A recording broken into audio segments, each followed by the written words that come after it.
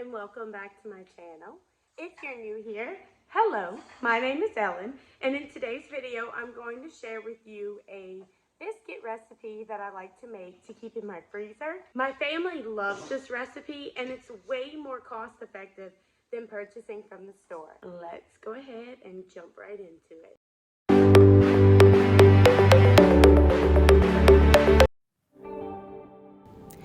I'm going to link a blog post with all of the ingredients and materials that you need in the description box down below. But this is just a picture of the things that you need. I highly recommend using a food processor because I think it makes it a lot easier. Before I begin creating the biscuits, I always like to lay out some wax paper on the counter.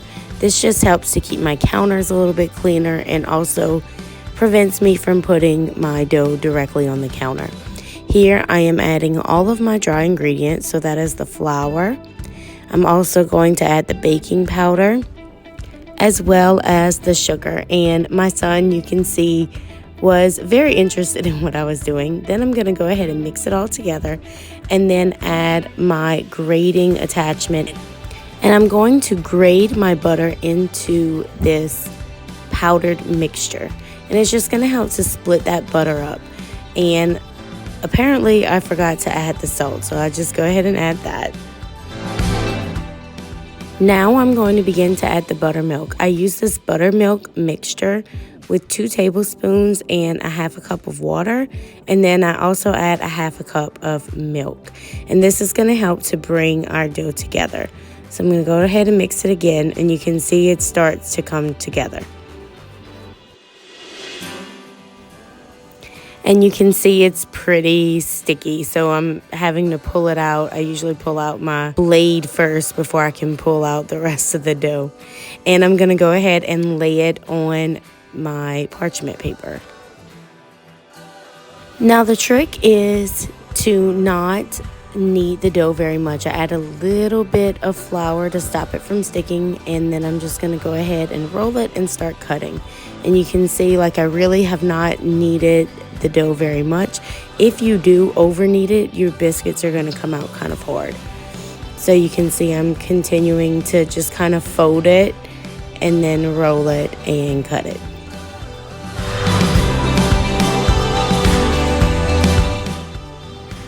Now once my biscuits are cut, I can do one of 2 things.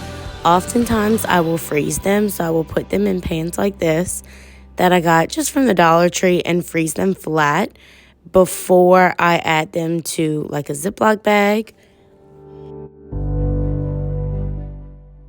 But sometimes I want to bake them fresh, and so to do that I set my oven to 425 and put my biscuits into a pan. I like to make sure that they are touching to help them rise a little bit better, and then I will brush the tops with milk and bake them for about 15 minutes. Now when they're frozen, I also still brush the tops with milk, and I'll put them together like that, but I bake them a little bit longer for about 23 minutes. And you can see when they come out, they look absolutely delicious. These biscuits are very dense, and so whenever you eat them, 1 biscuit is plenty enough to make you feel really full. You can see the steam coming out of it. My favorite thing to do is add butter right while it's hot and put the top back on it to let that butter melt. And that is it for today's video. If you enjoyed this content, please be sure to hit that thumbs up button. It really does help to support my channel. And if you'd like to see more videos like this, be sure to subscribe. I'm always looking forward to sharing new ways that this mama tries. I hope you guys have a great day, and I will see you all in my next video. Bye!